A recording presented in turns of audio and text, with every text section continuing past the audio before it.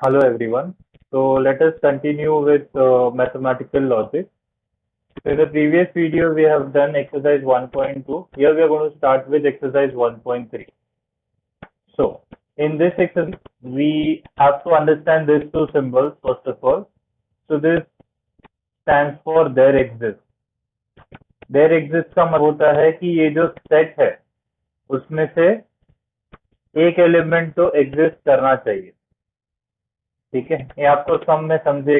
और इसका मतलब होता है फॉर ऑल। तो इसको हम जब भी पढ़ेंगे तो इसे देयर एग्जिस्ट करेंगे और ये सिंबल को फॉर ऑल करके पढ़ेंगे।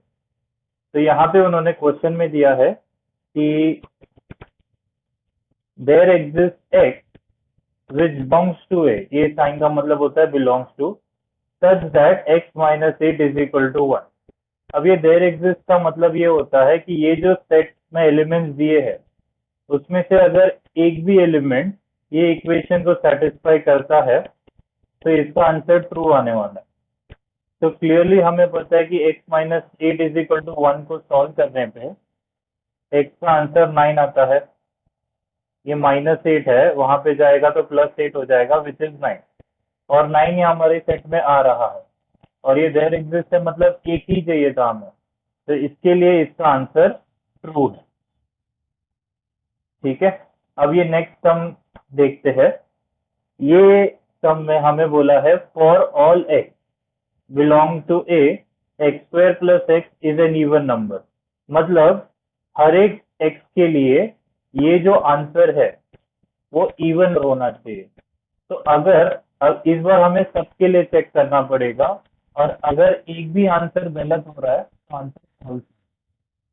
तो लेट्स चेक। सबसे पहले थ्री, तो थ्री का स्क्वायर हो गया 9 प्लस थ्री हो गया 12। तो 12 तो इवन नंबर है, तो थ्री ये कंडीशन सेटिस्फाई कर रहा है। 5 के लिए ट्राई करेंगे तो 25 प्लस 5 30 आएगा, तो ये भी वो कंडीशन सेटिस्फाई कर रहा है। 7 के लिए ट्राई करेंगे तो वो 56 मिलेगा। 9 के लिए ट्राई करेंगे तो वो 90 मिलेगा, 81 प्लस 9।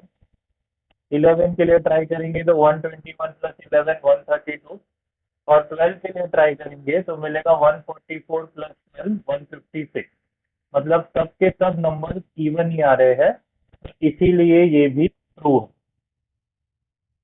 तो इसका मतलब ये हो गया, अगर मैं शॉर्ट में बोलूं तो देयर एग्जिस्ट के लिए अगर कोई भी एक वैल्यू ट्रू है तो आंसर ट्रू हो जाएगा, और फॉर ऑल के लिए अगर कोई भी एक वैल्यू फॉल्स है तो आंसर फॉल्स हो जाएगा। जस्ट ट्राई एंड अंडरस्टैंड मैं क्या बोल रहा हूँ। फॉर ऑल के लिए अगर एक भी वैल्यू फॉल्स हो रहा है तो आंसर फॉल्स हो जाएगा, और देयर एग्जिस्ट के लिए अगर एक भी वैल्यू ट्रू है तो आंसर ट्रू हो जाएगा। जैसे हमने देखा कि यहाँ पे सिर्फ एक ही वैल्यू इसको मैच कर रहा है, बट अपने को एक ही वैल्यू चाहिए था देयर एग्जिस्ट के लिए, तो ये आंसर ट्रू हो गया।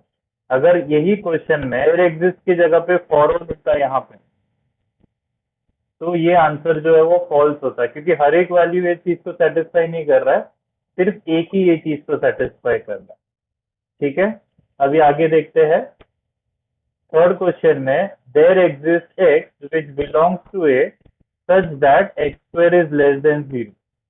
तो हमें एक्चुअली एक ही वैल्यू ढूंढना है इसे जिसका स्क्वायर 0 से कम होता है, बट हम हर एक वैल्यू को ट्राई करेंगे तो भी एक भी वैल्यू ऐसा नहीं मिलेगा जिसका स्क्वायर नेगेटिव होता है, क्योंकि हमें पता है कि अगर इवन नंबर भी अगर नेगेटिव हो तो भी उसका स्क्वायर पॉजिटिव होता है। तो यहाँ पे तो नंबर्स भी पॉजिटिव है तो उसका स्क्वायर पॉजिटिव ही होने वाला है। तो इसीलिए एक भी आंसर नहीं मिला जो मैच कर रहा है, इसीलिए ये फॉल्स हो गया। और फोर्थ वाले के लिए उन्होंने बोला है for all X belongs to A X is an even number. अब ये फॉर ऑल एक्स सबके सब इवन होने चाहिए ऐसा बोला है, तो ऐसा तो नहीं है, ये इवन नहीं है। तो बस इधर ही बात खत्म हो गया, बाकी सब चेक करने का जरूरत भी नहीं था। अगर बाकी सब इवन होते और एक और होता तो भी आंसर फॉल्स होता। और अगर यहाँ पे ये केस में तो सिर्फ एक ही इवन है, बाकी सब ऑड है, तो भी आंसर फॉल्स ही होने वाला है। ठीक है, क्योंकि फॉर ऑल के लिए एक भी आंसर अगर फॉल्स हो जाता है तो आंसर फॉल्स हो जाता है। अगर इसके जगह पे देयर एग्जिस्ट होता, यही क्वेश्चन में, तो there exist x which belongs to A, X is an even number, तो इसका आंसर ट्रू था, क्योंकि एक भी नंबर अगर ट्रू हो जाता है तो आंसर ट्रू हो जाएगा। तो अगर ये फॉर ऑल की जगह पे देयर एग्जिस्ट होता तो ये ट्रू होता।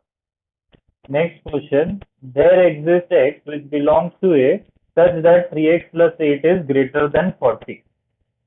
So 3x plus 8 greater than 40, तो प्लस 8 वहां पे जाएगा तो माइनस 8 हो जाएगा, तो 3x जो है it should be greater than 32। ऐसा कोई x है क्या? तो हम मैक्सिमम नंबर कर लेते हैं।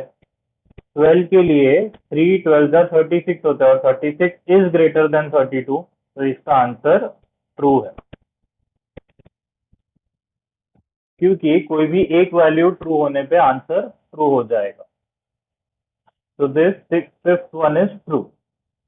सिक्स वाले के लिए, for all X which belong to A, 2x plus 9 should be greater than 14. So 2x plus 9 greater than 14. तो 2x should be greater than, plus 9 वहां पे जाएगा तो माइनस 9, तो 5 हो जाएगा, और x जो है वो हो जाएगा ग्रेटर देन 5/2। x को वो साइड जाके डिवाइड कर दें, तो इसका मतलब x should be greater than 2.5, और इसमें फॉर ऑल है, तो फॉर ऑल मतलब हर एक वैल्यू 2.5 से ज्यादा होना चाहिए, जो कि हो रहा है, क्योंकि स्मॉल नंबर ही 2.5 से ज्यादा है, तो बाकी सब तो 2.5 से ज्यादा ही होंगे। तो फॉर ऑल के लिए भी आंसर ट्रू है, क्योंकि सबके सब वैल्यूज ये कंडीशन को सेटिस्फाई करेंगे। आपको चाहिए तो डायरेक्टली यहाँ पे 3 पुट करके देख लीजिए। 2 3 6, 6 plus 9 15 इज ग्रेटर देन 14, तो बाकी सब तो 14 से ज्यादा ही होने वाले हैं, तो आंसर ट्रू है।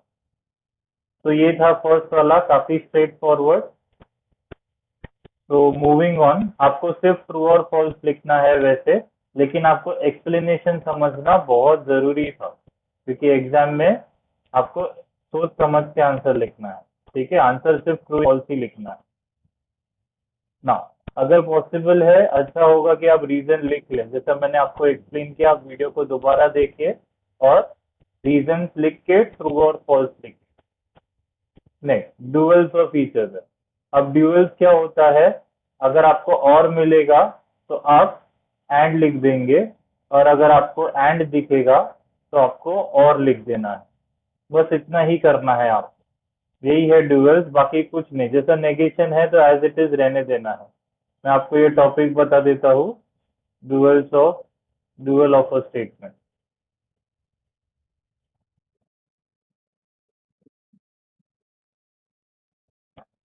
तो यहाँ पे ये है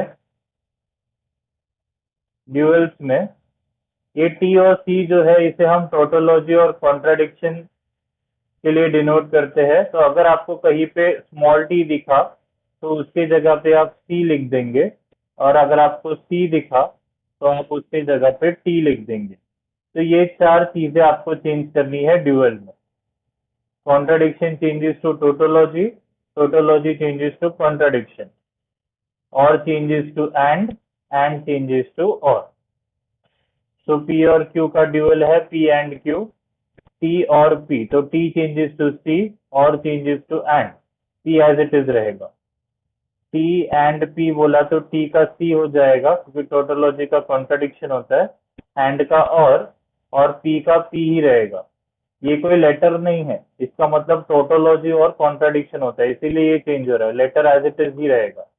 और नेगेशन साइन का ड्यूअल पे कोई इफेक्ट नहीं रहता। जैसे फॉर एग्जांपल ये थर्ड सम देखिए, और यहाँ पे उसका सॉल्यूशन देखिए।